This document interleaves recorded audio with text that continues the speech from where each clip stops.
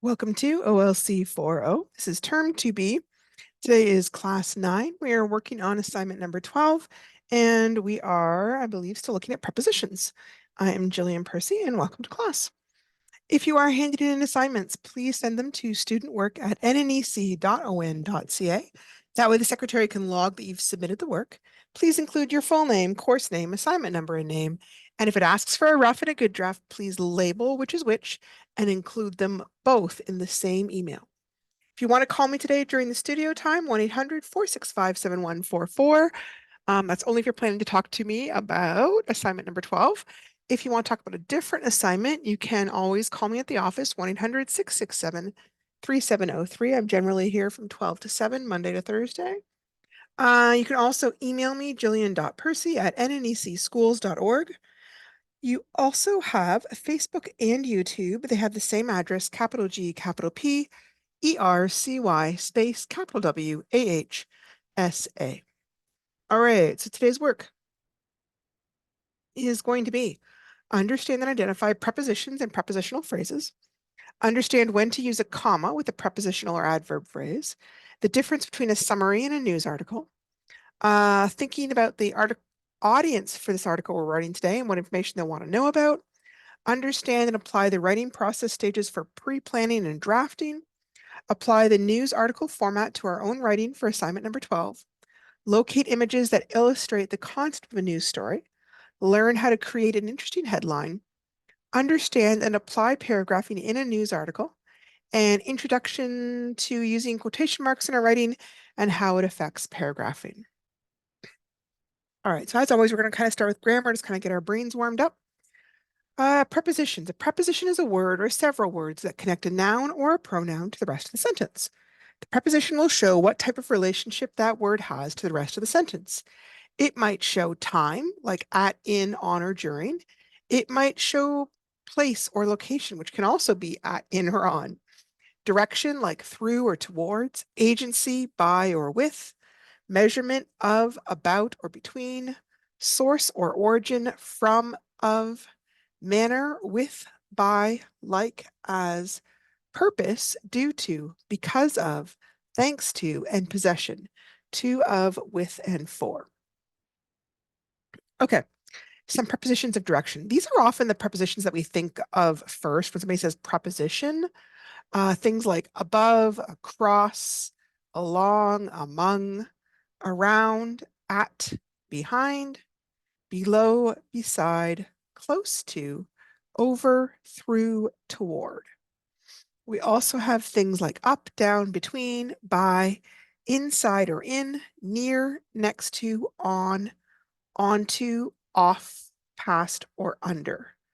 Now, a lot of these prepositions of direction are either very similar or even really the same as the prepositions of location and place. My understanding of the differences, and it's pretty small, it's not a big deal, is that we use prepositions of direction with verbs that involve movement, and the prepositions are showing you what direction they're moving towards. Keep in mind, prepositions are one of the trickiest parts of English, okay? And the reason is because it's very idiomatic. In other words, there's not always a literal reason for why we use a particular preposition. For example, it's not always logical to be on a bus or on a train rather than in one, but we usually do say it as on. While you are on a plane, even though actually you're inside the plane. When you're not sure about how to use a specific preposition, look it up in the dictionary to see how it's used. Like I said, there are some that are just kind of idiomatic. We just get used to using them in a certain way, and there's no real logical reason why we're using them that way. Okay, so here's some examples and some possibilities. For these, sometimes there's more than one that could be correct, and sometimes the difference between correct and incorrect is pretty slight.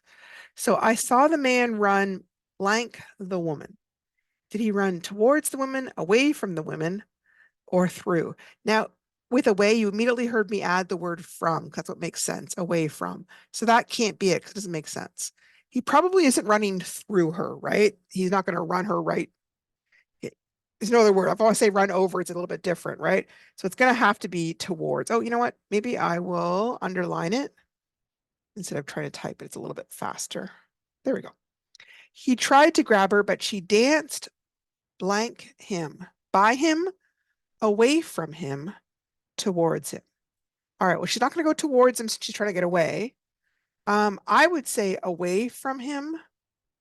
I suppose you could technically dance by him, but if you're that close, by sort of implies close.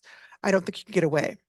The kitten jumped blank the laundry basket, into the laundry basket, onto the laundry basket, under the laundry basket. Well, you're not going to jump under.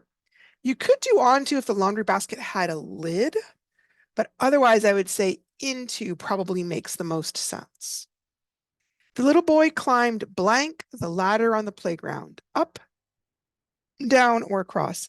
Either up or down would work. I'm going to grab up just because it's first. They both make sense. The keys dropped blank the steps, down the steps, towards the steps, into the steps. Into implies you're inside something, which it wouldn't work for steps. That would work from like a box. Towards the steps doesn't really make a lot of sense unless you're dropping them out of a window. So I'd probably say down the steps, like you dropped them while you were on the steps and they kind of tumbled down to the bottom. I think I am going to drive blank the park, to the park, into the park, up the park. We're probably not going to drive up the park. That doesn't really make sense. Into would only make sense if you are in the type of park where you actually can like drive around, like some really big provincial parks. That's the case. Otherwise, I would mostly say it is the idea of to. You're going to that place and then you're getting out of the car. The little girls began to skip blank the path to the woods, along the path, under the path, or among the path. Okay, so right away, under doesn't make any sense. Among is more like if you're one thing in the middle of many things. So that doesn't really work for a path. Along is the closest one I can think of, right? I could also say on the path. That would make sense too. It took all day to hike blank the canyon, out of the canyon, with the canyon, or over the canyon. Well, you're not hiking with the canyon because the canyon's an inanimate object, right? You could hike with a friend. You're not going to be hiking over a canyon because the canyon's a big hole in the ground. So you're definitely going to be hiking out of the canyon only if you got yourself in there in the first place. But I guess the sentence kind of assumes that's what you did. Okay. Prepositions of manner. I feel like we talked about this one last way, but if we didn't, I'm just going to kind of go over it again. They don't mean manner like good manners, like being polite. They mean like how. How did you do it? What manner did you do it in? So she writes with a pen. They came by car. He plays soccer like professional. The children listened in silence. The book was written as a collaboration. Okay. So whether it's with a tool of some sort, a particular way or a state, or if you're comparing it to something else, like and as are often used as metaphors. Those are a type of preposition of manner. Okay, prepositions of cause and effect. These ones establish a relationship between a certain event and its consequence or its effect. And they're often used to explain reasons or to justify actions.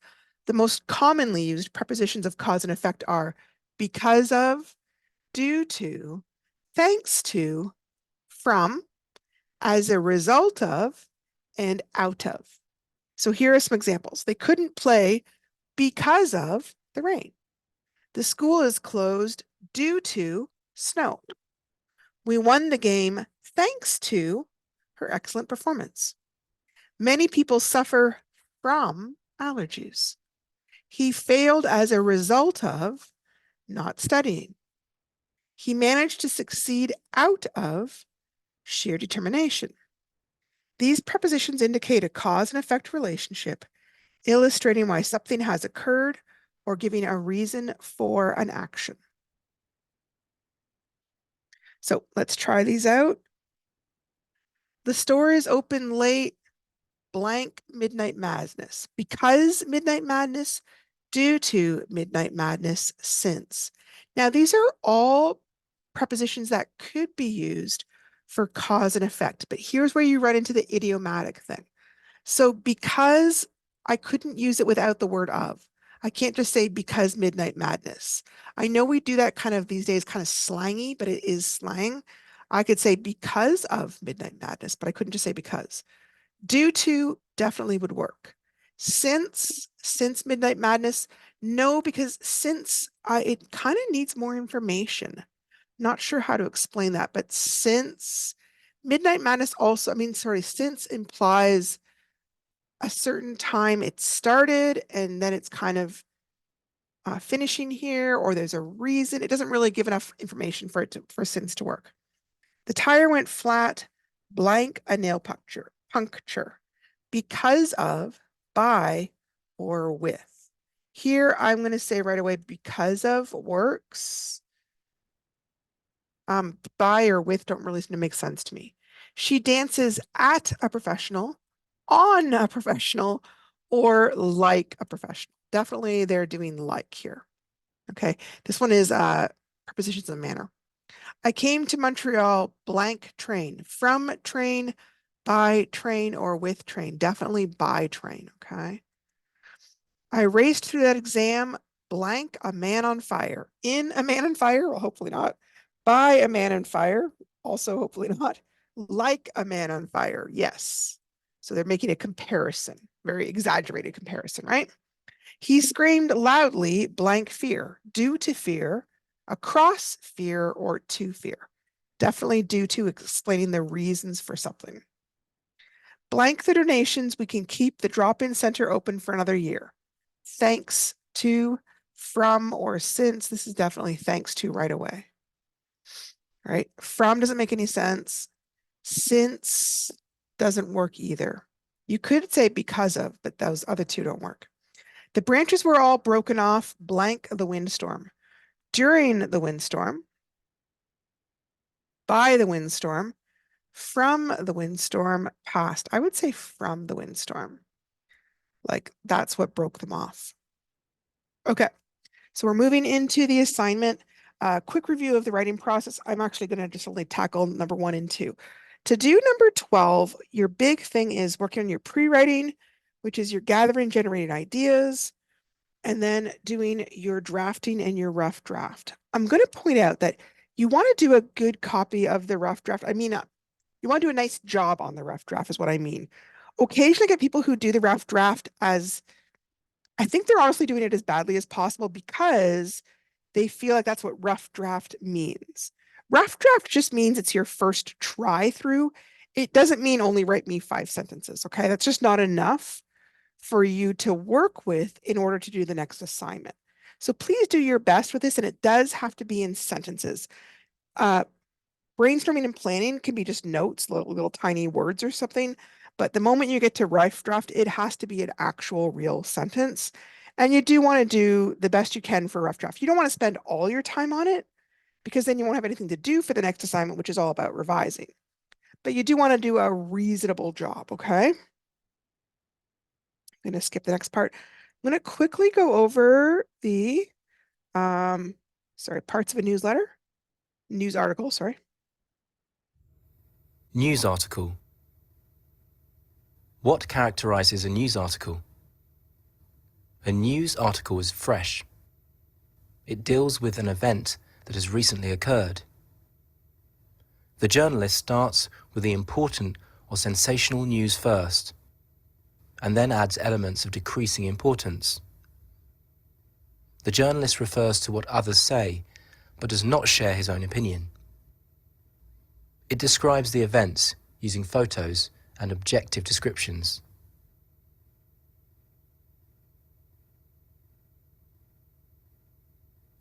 Passengers despair over lack of information. Heavy snow hits Gatwick, shutting down airport completely. Passengers stranded. All departures and arrivals were cancelled at 10 a.m.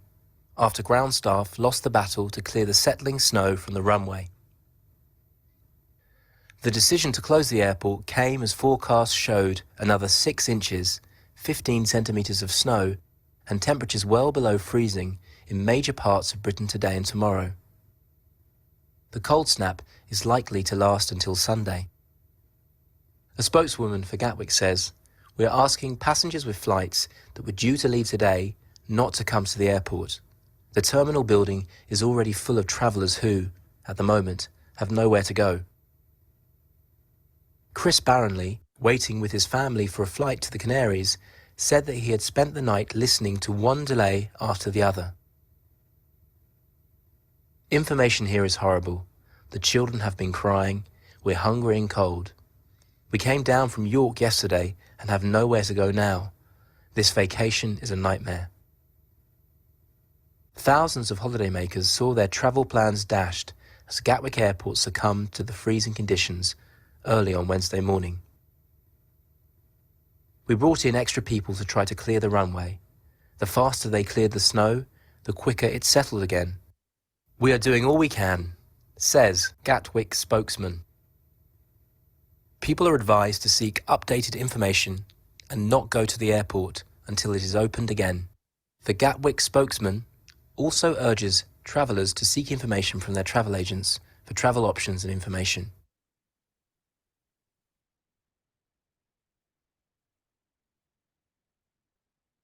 Okay, so that's pretty good. Just kind of wanted to review how these things look. Hang on a second.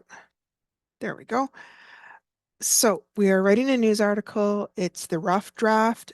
It's written on events that happen in chapter 1. You can pick whatever events you want, but it needs to be about chapter 1. Now, I've occasionally had a problem with people just making things up that have no relationship to what happened in the novel. That kind of isn't the point, right? What you're doing is two things at once, right? You're showing me that you know how to write in a news article, plus you're showing me that you understood chapter 1. So if you write an amazing article but has nothing to do with chapter 1, you're kind of going to lose marks, even if it's really great writing, because understanding chapter 1 is part of what you were supposed to be doing with this, okay?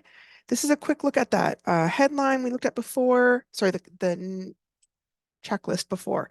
Needs to have a headline, has to have a date, appropriate who, what, when, where, why. The how should demonstrate understanding of the event. That's often a spot where you're adding more details. The quotes are thoughtful and appropriate to the event. So you wouldn't have a quote just saying hello. That doesn't make any sense because that's not really appropriate to helping people understand what's going on in the story better, right? The level of detail demonstrates considerable understanding of the event. This is a huge one for marks, okay? So make sure you're writing enough and explaining enough details so that I know that you understood and remember chapter 1. Okay, to clarify, occasionally people write me a summary instead of a news article. So a summary is what we've been doing where there's a paragraph or a hamburger format. There's an opening topic sentence, there's some details, and then there's a closing sentence. But that's not how we write a news article. News articles have an inverted triangle format. They have a big headline, they have a lead that has the 5 W's in it plus H, then some important details, and then less important details. In a summary, you put the events in the order that they occurred, what's called chronological order. But in a news article, you put the events in terms of how important they are. In a summary, quotations are an example of the dialogue and possibly the relationships between people. But in a news article, quotations are used to show different people's experiences or their opinion on events that have occurred. Remember that a reporter can't give their own opinion, they can only quote someone else's opinion. In a summary, concepts are summarized equally. Examples and details might be omitted and probably are omitted. For a news article, priority is given to anything that has to do with public safety or public rights over any individual experiences.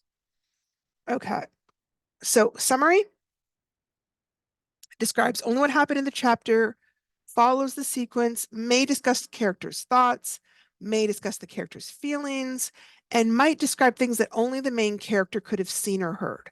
So some people do this, they kind of summarize what happened in chapter 1. Here's an example of this. This is an example of what I don't want, okay? Jimmy panicked when he thought he was going to get searched for drugs or alcohol when he got to Green Star Lake. His parole officer had to calm him down. Jimmy ran into his old friends and talked to them for a bit. Then he ran into some kids who asked him if he was going to burn anything down. Jimmy remembered breaking into the band office and starting a fire. Jimmy's grandma said, "I am so glad to see you." Now, here's the thing. Jimmy panicked. Okay, but a reporter's not going to know how Jimmy's feeling. His parole officer had to calm him down. Well, we would only know that if the parole officer told them. Jimmy ran into some old friends and talked to them. But unless the reporter was there, he wouldn't know that. Jimmy remembered something. Again, unless the reporter talked to him, and it doesn't say that he did, then it doesn't make any sense. Jimmy's grandma said, "I'm so glad to see you." Well, that happened when Jimmy was alone in the house with his grandma. So that probably couldn't be something the reporter could say either. So those are all examples of things that you wouldn't say in a news report. Okay. News article follows the news article format where the most important information comes first. The reporter does not know people's feelings unless they report it to him. He doesn't know their conversations unless he was in the room. He doesn't know people's actions if he wasn't there. Reporters generally say who they got the information from, and reporters will only use quotes that make the story more interesting. Okay. So here it's talking about many of the same things, but it's written in a style that says where the reporter got that information from. The pilot reported that his passenger Jimmy did not initially want to get off the plane once he noticed the cops. As part of the new security protocols that chief and council have put in place to fight drug and alcohol selling, the police meet every plane and search their bags. Parole officer Frank Jensen confirmed the pilot's statement and said, "Returning to a community after time in detention is very challenging for youth. They are never sure if people are going to give them a clean slate or not. One of the conditions of the youth's probation is his return to school. The local principal of Green Star Lake High School has made it clear that he has no concerns about Jimmy's return to school. Mr. Baker said, "We are happy to have Jimmy back at school." Okay, so here there's a lot more quotes, a lot more people are being discussed. We're not discussing Jimmy's feelings or Jimmy's thoughts at all because we don't know them. We're not inside his head. Okay. So when you're doing this, be sure to write like a reporter. It's a big part of what I'm looking for. You don't state your own opinion. You never use I or you unless it's part of a quote. We use the third person narrative point of view, he, she, it, they, which I'm going to talk about more in a minute. They use quotes to show what people think. They state who gave them the information. They try to remain objective. By objective, we mean uh,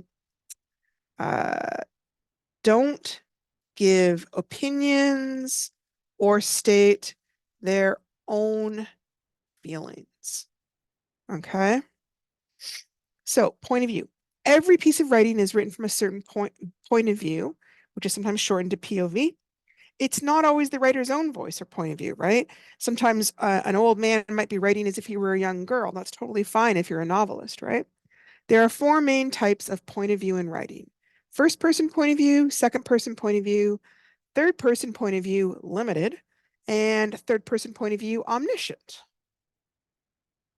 First person point of view writes as if the author and the narrator are the same person, and they use the words I or we. I saw the vehicle go down the street and hit the little boy. I was worried that the boy might be hurt. When I saw him, the boy started crying. I asked him, "What is your name?" But he didn't answer me. Second person writes as if the author is talking to someone else, to you, basically, and they use you. Often it's written in present tense. You see the vehicle go down the street and hit the little boy. You cross the road and walk towards the little boy. When you see him, the boy starts crying. You ask him, "What is your name?" But he doesn't answer you.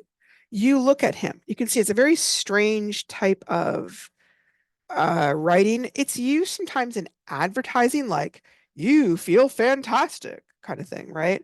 But in novels and in newspapers, you're not going to see it. Third person point of view, limited. This is the point of view that reporters always use. It's generally like the narrator is describing something they're seeing, and generally, well, yeah, in the limited version, they stick to the viewpoint of one particular character usually, and they often describe things from his or her perspective. Okay. They will not describe feelings or, sorry, they will not describe feelings or opinions. She saw the vehicle go down the street and hit the little boy. She crossed the road and walked towards the little boy. When she saw him, the boy started crying. She asked him, "What is your name?" But he didn't answer her. She looked at him. So she can say he started crying because that's an action. It's not a feeling. And if she had asked him, "Are you sad?" then that could be said because you're quoting somebody else. But you can't say the boy is sad or she is worried because you don't know because you're not inside them. Okay, point of view, third person omniscient. Reporters never use this point of view, okay? Because this point of view is where the narrator is describing things as if they're God and they can see things through the point of view of multiple characters and they know their thoughts and feelings.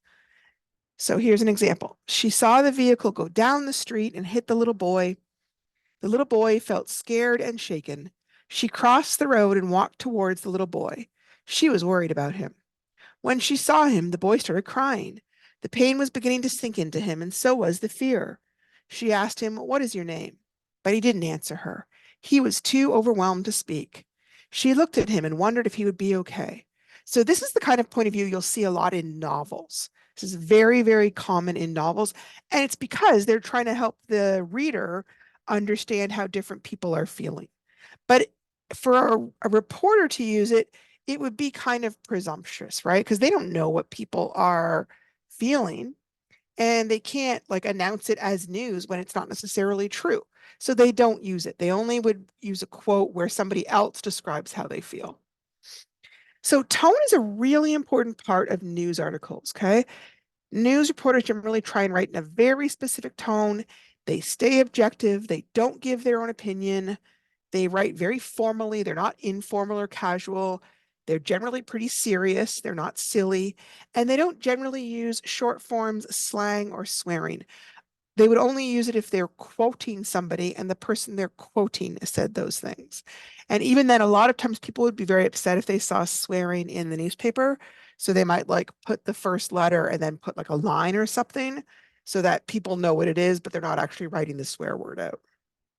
So here I've got an appropriate tone versus here's an inappropriate tone. Now, this one is we're talking about in terms of newspapers, right? If you're just talking to your friend, you can talk however you guys both like, right? But in a newspaper, there's sort of a tradition of how you're supposed to sound. And I want to make sure that you guys kind of follow that format, okay? Example from Sioux Bulletin, February 15th. A tradition of caring is continuing in Sioux Lookout this month with the Sioux Lookout Minoyawin Health Center Foundation's 25th Tree of Hearts campaign. Through the campaign, people are invited to illuminate a light in memory or in honor of someone special for $10 each. Proceeds will go to SLMHC Foundation in support of the MRI campaign. Now, these initially had a space. Somehow the spaces got out. Sorry.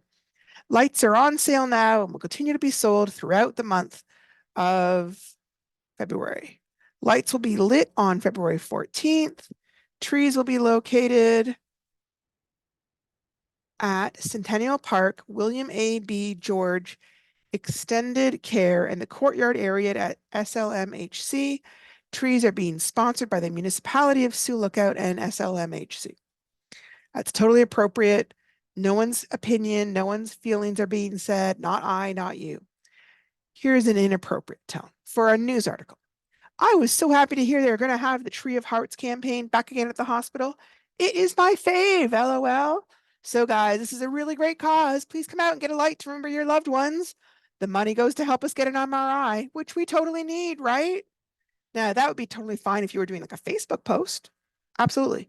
But it's not appropriate for a news article. Okay. So be careful of tone. It's one of the trickiest things I think about doing this particular assignment. All right, I'm going to skip the next thing. We'll come back to it maybe tomorrow if we have to. Okay, so here are how you should be paragraphing your news article. The very first paragraph is your lead. What details are you going to put in your lead sentence to create the first paragraph? You should be sure to cover the 5 W's: who, what, where, when, why, sometimes how. Sometimes how gets covered in the next one. Okay. Once you're finished your lead, whether it takes a sentence or two, then leave a space between it and the next paragraph. Some people, when they read the paper, they really only ever read the first paragraph and they want to make sure they've got all the important points. So you make sure it's really easy for that type of person to have caught the gist of that article. Then you might have 2 or 3 paragraphs in the middle covering more of the important details. So you want to look at the jot notes you made and think about what's going to be next. What's really important? Do you include an important quote? This would be a great spot to include an important quote. Maybe from an official, like a band counselor or a band constable or the school. Newspaper paragraphs are not usually very long, in part because they're written in very narrow columns and people don't enjoy long columns of text with no break. So often 2 to 3 sentences per paragraph are pretty typical. And generally, when you switch paragraphs, you're switching the focus of the writing to a new topic. Remember to leave a line between these paragraphs. So academic writing has longer paragraphs, newspaper writing has shorter paragraphs, especially these days with people using mobile phones to read newspapers. Then the last few paragraphs, or 1 or 2 paragraphs, might cover the least important details. I don't know why it has most here. Least important details. Things that if you didn't know, nothing would be harmed. It wouldn't really matter. Less important details, another quote that you might want to include. News articles often do not have a closing or concluding sentence like a summary paragraph have. They might include relevant information about an upcoming event or a situation that ties into the main story, like, oh, we've already earned blank blank money for the MRA so far, or this is the 3rd event we've done this year to raise money for the MRI. Things that aren't really important to understanding, but might get included, okay? Okay. I'm going to talk about quotations a little bit because quotations are kind of a little bit tricky in terms of how we punctuate them. So I want to make sure we're kind of all on the same page as to how that should look. I don't remember if we've talked about tags. Tags are, we talk about who's talking and how they're talking, okay? Newspapers often use very neutral words for this part. I said things like said, explained, replied, responded, declared, announced. I have seen some articles that said they only ever use said. So I don't know. I would default to said 90% of the time. The mayor said, we welcome new businesses to town and want to make investing here easier for them. So the tag is the blue part. The mayor said, comma. Okay. And you see, we've got a comma right after it because that's comma's kind of saying, hey, now the quote is coming. And then we would put the quote. We put the quotation marks, which for some reason I forgot to highlight. Hang on. I'm going to make them bold. We welcome new businesses to town and want to make investing here easier for them. And then we put the period or the question mark or the exclamation point there and the quotation marks after. Okay. This is a simplified version. There are more complicated rules. I'm giving you the very simplified version to start off with. Okay. We always surround the quote by opening quotes and closing quotes. Sometimes what we call this, when we used to do handwriting, the open quote looks like a 66. Hang on. Sorry, I picked up the cursor and didn't want to do it. Right? Kind of curls under. Hang on. Why is it not doing that? There we go. And then when we close the quote, it looks more like a 99. Okay. So let me see if I can get the scribble stuff to come up. Okay. Oh, didn't want to do it. Let me see. Scribble. Nope. Okay, can't make it work. Picture these, but upside down. Okay. when the quotation comes last, yep, we were talking about that. You don't need another period here like that. It looks kind of funny. The one period is basically doing double duty. It's telling you here's the end of what he said, and here's the end of our sentence.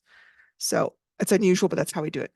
Now, sometimes the tag goes last and the quote goes first. So here's an example. I'm obviously disappointed in the outcome, but I hope they find what they're looking for with an OPP contract, said Windsor Mayor Drew Dilkins, who chairs the police board.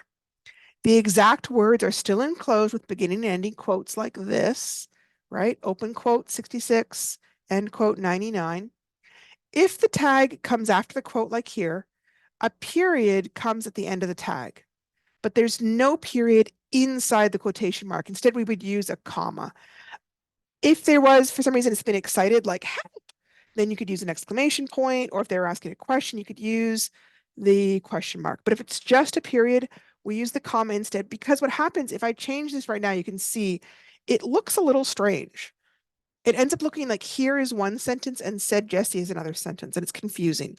So we just use a comma instead, okay? All right. Whenever you put a new quote by a new person, you have to start a new paragraph, okay? And you put a space between the two paragraphs. You put a space anytime you start a new paragraph. This kind of helps make it obvious that a new person is speaking, because if you're reading fast, that can be really confusing. So here's an example. Constable John Smith said, "We always come and support the youth basketball program. We think it is a great way to make connections to the community." And then space, so it's a new paragraph. "We get to see the police out of their uniform and just playing on the court with us. It makes them a lot less scary," said Peter Loon, captain of the team. So we try and make it really obvious who's talking in a newspaper story. The last thing people want in a news article is to be confused. Being really clear and really understandable is a huge part of newspaper writing, okay? Now, sometimes newspaper articles will do indirect quotes instead, okay? Reporters generally try to give the source of the information unless it's confidential, right? If somebody has, like the Nixon affair, right? Ratted out, the president is going to get involved trouble if it gets told, then they don't. But if it's just a normal everyday kind of thing, they normally say who was speaking to them. But not every single thing people say is like amazing and quote worthy. So in that case, a lot of times reporters will summarize all the information that got said in an indirect quote. An indirect quote does not need quotation marks. So for example, the hospital reported that the patient had only minor injuries and is doing fine. The police have informed us that the suspect they are looking for is a white male, early 20s, long brown hair with a tattoo of a spider on his neck. The festival organizers were pleased to announce the fundraiser generated $250,000 to donate to the town's MRI fund. The school stated they are gearing up for the track and field meet at the end of the month and would welcome any parent volunteers who could help out at the meet contacting them. So you can also notice here a lot of times they're not mentioning who exactly said it. They're just mentioning the group or organization. Okay. And they will usually say they reported that. The moment you see that word that, it's a clue that they're giving us an indirect quote, right? They're not saying said. They're saying here's what happened. They decided to announce that, inform us that, say that. Yep. So when you see that word that instead of the word said, it's a good clue they're probably doing an indirect quote. And you are welcome to do some indirect quotes for your article, but you do have to do at least one proper quote with quotation marks. Okay, so we talked about this yesterday. The very first question is, what is your headline going to be? So I gave it a new headline. Youth, give it a new start. Make sure you get a graphic. This is worth 5 marks. It's such an easy thing to do. Grab any graphic off of the internet, and as long as it makes sense, I will give it 5 marks. You can draw it. And again, I'm not looking for great drawing skills. I just want to be able to recognize what's there. If you draw me a very simple picture of a plane, no problem. I'll give you 5 marks, okay? The only reason I wouldn't give you 5 marks is if I couldn't tell what it was, okay? Question number 3. in assignment 12, they start asking you for thinking about made up quotes. I don't mark it here. I actually mark it in the news article, but it's always a good idea to kind of have an idea of what your quotes are going to be ahead of time. So here I gave some possible positive quotes, like quotes where people are being optimistic. And then I'm going to give you some examples of some negative quotes. Chief, we are happy to have our youth return back to our community. Everyone deserves a second chance. Probation officer, 18 months is a long time for youth to spend in juvenile detention. Sometimes teenagers just need time to develop some maturity and learn how to handle things in a different way. I have every confidence that this client will make the most of this opportunity. So that's an example of some people who are positive about the situation. Here are some quotes that are negative. Remember that there's not a lot of talking in chapter 1. So this is the one spot where you're probably going to have to make something up because people just didn't, there's not a lot of quotes. There's like hello, and then I think his grandma says he loves him, or she loves him.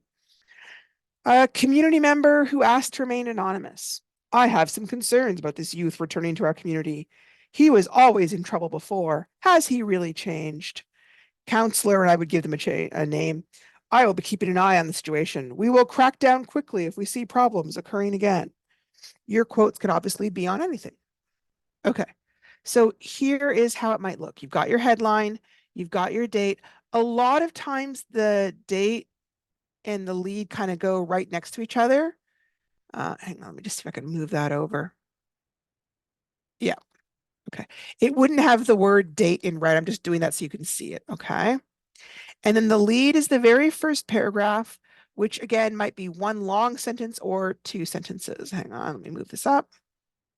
So here the lead is Green Star Lake Chief and Council is pleased to announce the return of a local youth who has finally been released from custody after 18 months in juvenile detention for arson and burglary. So who Chief and Council is announcing it, what's happening, a youth is returning, where they're coming back today by plane, when, today. I think that's everything. The youth arrived by plane today, accompanied by probation officer Frank Williams, and will be under the supervision of his GUCA. Okay. Deputy Chief Ryan Loon explained, we are always happy to have our youth return back to our community. Everyone deserves a second chance. However, others in the community expressed some anxiety over the return. One resident who declined to give his name said, I don't know if this is a good idea. I don't believe people ever really change. Now, this is a bit short. It would need more. You do want to make sure that your story has the most important information in the lead. It should tell the reader who, what, where, when, and why. And remember that for news articles, we don't go in chronological order. So you don't need to start with Jimmy on the plane getting upset and not wanting to get off, okay? Because that's probably not the most important thing in the story. Some people choose to focus on his return. I've had some people try and focus on the original incident. Whatever works for you is fine, but make sure the most important part is up front, okay? Also, notice the spaces between the paragraphs because it makes it easier for people to read. If you are handwriting this, please make sure to leave a line or two on your lined paper that is blank. Okay. Make sure that your rough draft is long enough and covers all the main points. It has to be in complete sentences. Those sentences should be in paragraphs. It should have all the relevant information required, be the appropriate length. Remember, we want a page. Include the headline, include the photo or picture, has to have at least one quotation. More sounds great. And it should sound like a news report. It should be objective and not opinionated. This assignment is worth 27 marks. It's a big one, okay? You get 2 marks just for the headline, 5 marks just for the graphic, 20 marks for your rough copy. So make sure you've got everything you need. Oh, we're almost done. Okay, once you have that rough copy, you need to do some things before you start on to. First, hand it in to me. Because before you go on to chapter, like assignment number 13, let me see it. Because then I can give you, hey, here's some comments or ideas for improvement. Because sometimes you might revise it significantly for assignment number 13 and really improve your marks. So that's the first thing. Give it to me, okay? Number two, make a couple of photocopies. One is going to be your clean copy. You always want to have one clean copy that you can hang on to and refer to. Sometimes we make changes and we're like, oh, wait, that didn't actually help. I'm going to go back to my original. But the second one is because you're going to make corrections and notes on it, because in assignment 13, you hand that in to me. Okay. A lot of people are forgetting to do that, and then they lose 10 easy marks because they forget to do that. One thing to keep in mind is I do want to see significant major changes between this assignment number 12 and assignment number 13. Okay. So right now, assignment number 12 is just the rough copy. Assignment 13 we'll talk about tomorrow. And at that point, you will hand me in the good copy. Okay. Does this make sense? If you are stuck, a great way to get going is reread the chapter and also take a look at some newspaper articles on different accidents or on youths, and they'll kind of give you a feel for how reporters talk about this type of situation, okay?